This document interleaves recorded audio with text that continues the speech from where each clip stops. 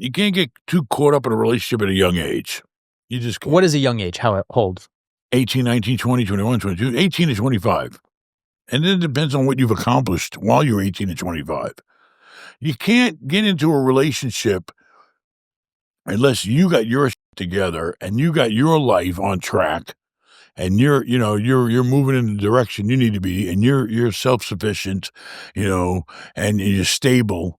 And then the other person should be stable too. I mean, and then, really, you shouldn't really be I wouldn't see people having kids till like 30. I think 30 is really the right year to maybe start thinking about having kids if you're successful and stable and comfortable in your life. Isn't that early? Because if you're 20, let's just say you're 26, you got your life together and you meet someone, then it's also like, well, you got to date him for a few years and then you got to get married and then it's like another year and then you're 35. Okay, whatever. Listen, everybody's different. You never know. It's all about meeting somebody that's going to make your life pleasant and productive, whether it's money-wise or home life. Like my wife, she don't work, but I still feel like she's productive because she's got her responsibilities. She's got the house, she's got the kids, she's got our life, she's involved. Okay. It's got to be people and we're opposites, 100% opposite in every way. Imagine that. Mm-hmm. It's funny how you say, oh, well, this person likes doing this and I like doing that. Me and my wife are opposites. And it works. I mean, everybody's different. We're all human. But, you really shouldn't get caught up in a relationship until you got your own together. And you got some money, you got your career going, you got your goals set, you're on the right track, you take care of yourself, and, because dating, you can start dating, you can start spending money. You want to wine and dine, you want to have a fancy car, you want to have a nicer place.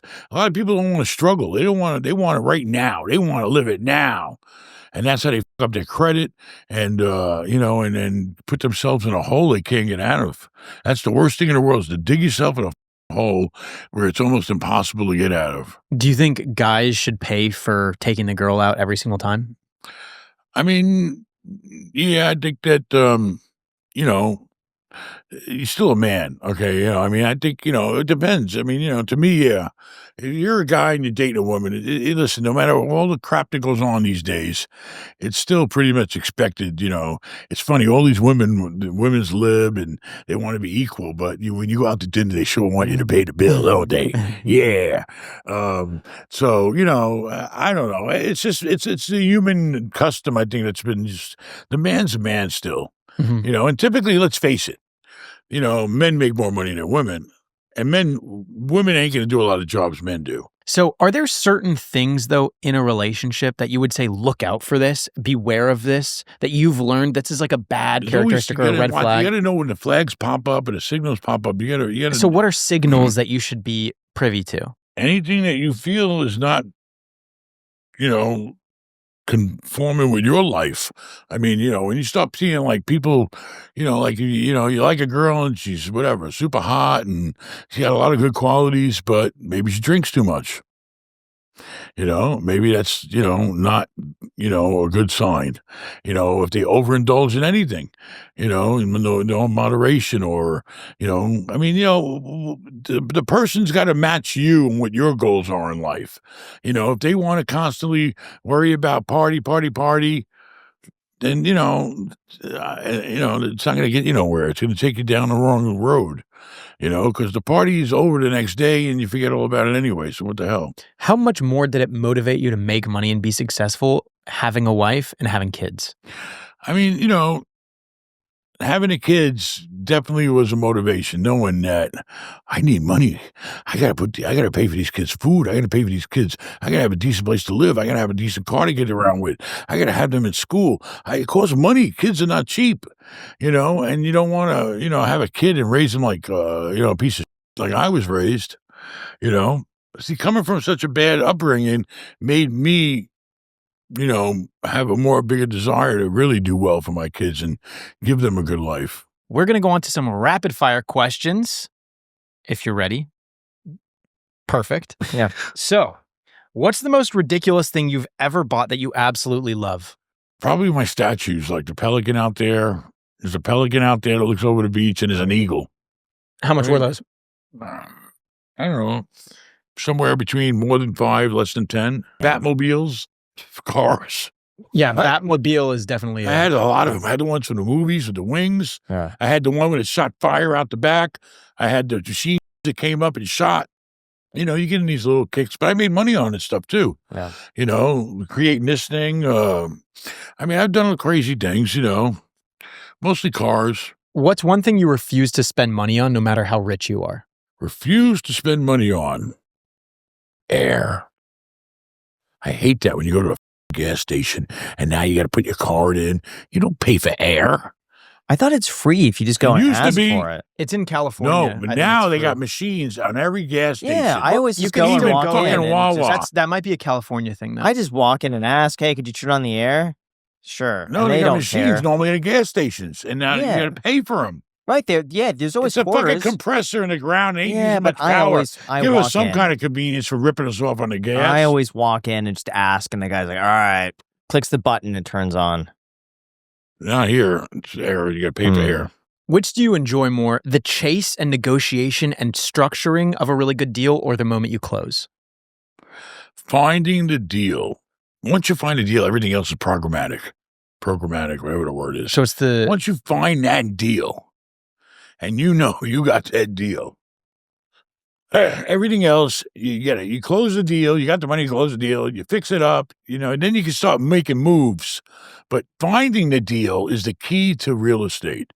Everything else is easy. You can hire somebody to fix shit. You can hire somebody to, you know, to manage shit. You can, you know, finding that deal with value add components.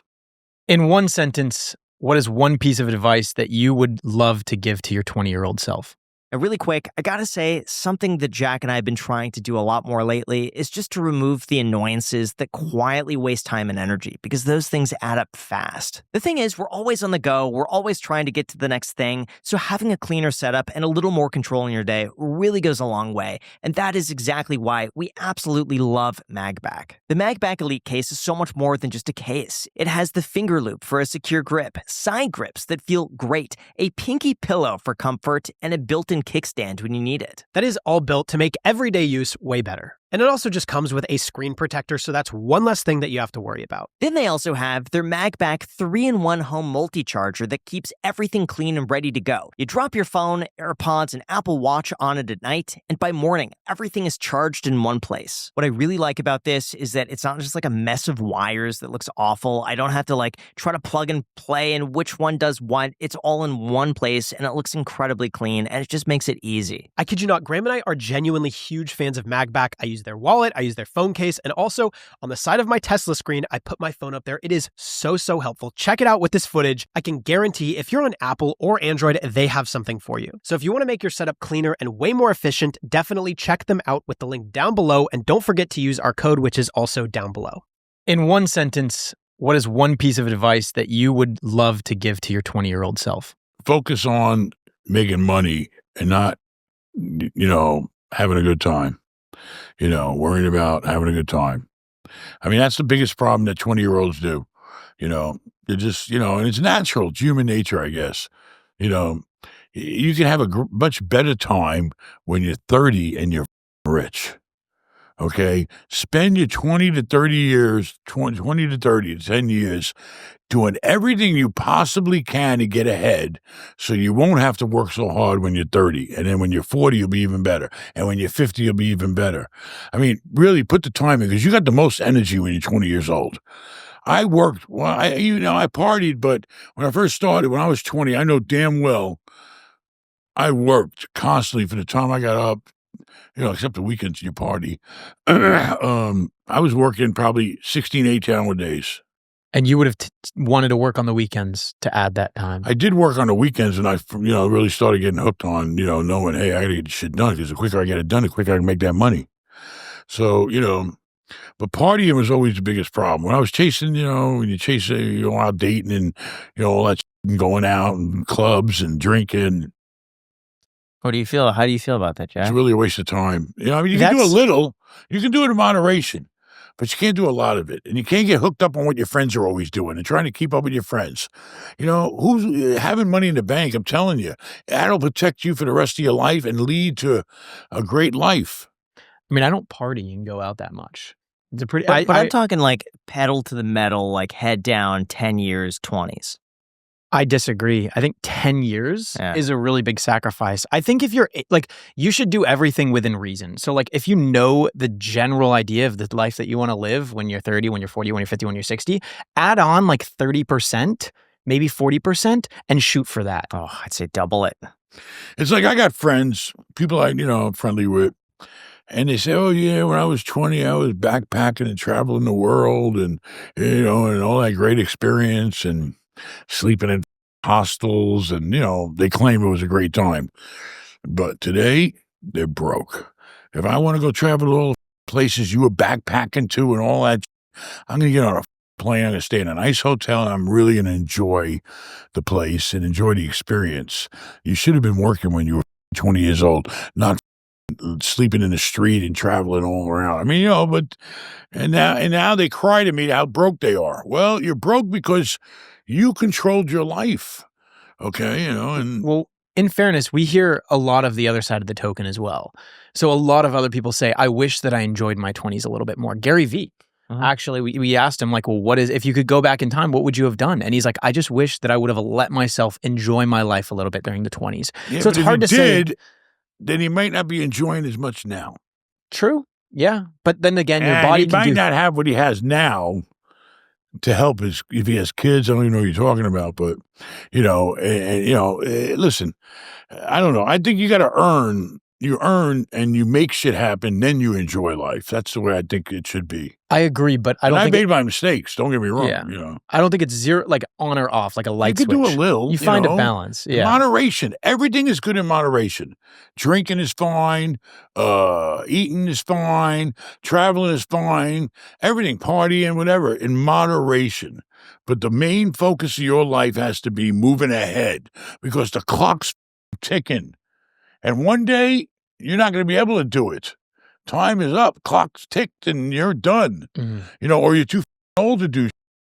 So time is so valuable. People don't appreciate the value of time. That's the biggest problem that people don't realize. Because by the time you know it, you're going to be 30, and you're going to say, oh, I still ain't got my shit together. Or I don't have money in the bank, and I don't have, where I really wish I was at. I would agree with that. I think it's the main focus that you should have in your 20s. I'm not saying you should never go out to a restaurant. You should never go out on a date. But you do it within, you have a little entertainment in your life. Yes, it's important. You're human. But you can't do too much. Yeah. I think I sound more like a contrarian than I actually am because I agree it should be the main focus. It just shouldn't be the only focus. Everything is right in moderation. Everything is right in a proper place. You have a proper time set aside to focus on growth. You have a certain time where you have to maintain your responsibilities. You have a certain time where you can spend with your kids. You have to allocate your time accordingly and logically, but growth has to be a driving most important thing. You never sacrifice the time you need to spend growing and pushing to get ahead on stupid shit that ain't going to do for you. The next day, oh, wow, I went to a concert. Big deal. You had a good time at a concert. How's it going to help you tomorrow when your ass is broken? You spent all the money on a concert. I mean, you got to think logically and sensibly. And hopefully one day you will.